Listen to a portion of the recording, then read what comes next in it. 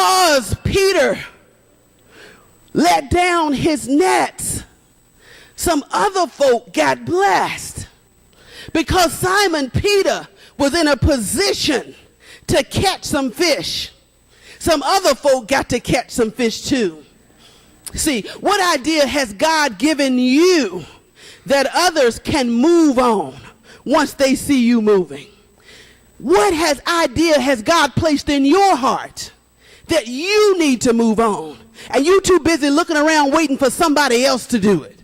God didn't give it to somebody else. He gave it to you. And because he gave it to you, you need to move. And once you move, everything else that you need will come to you. The partners, James and John, would have probably had to come and place their nets under Simon Peter's net in order to bring this haul of fish in. You understand? This is this big old net that you throw out over the water, and you let the net settle down, and then you drag the whole net in.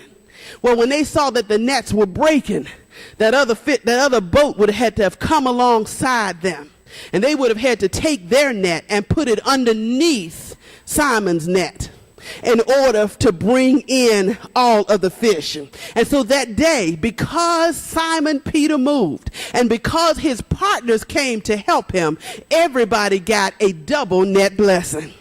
Everybody got a double net blessing because of the fact that their partners came to help him. And what I want to tell you this morning is God will send a double net blessing, but we have to be willing to share the blessing with others. See, a double net blessing is not just for you. A double net blessing is for other folk. It's for the partners who come alongside you. I don't know if you understand me this morning, but some stuff is never going to explode until you invite some other folk in. Some stuff is never going to multiply until you invite some other people in to help and to share in the thing that God has given you. That's why I hate the spirit of competition. I hate the spirit of competition that is so prevalent in the church today.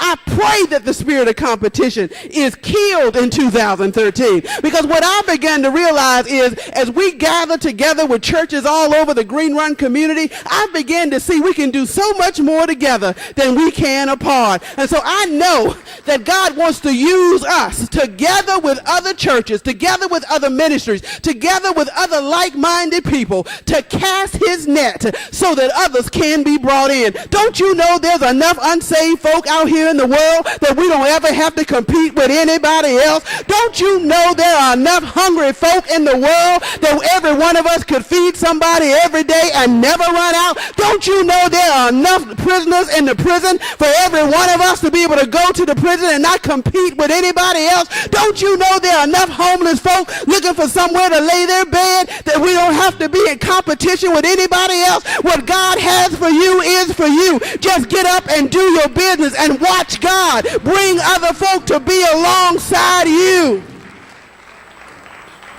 God is calling us to be in partnership with others with like-minded ideas, concepts, not to be in competition with anybody, but to remain open to the spirit of partnership. Because when we remain open to working together, it is God who gets the glory.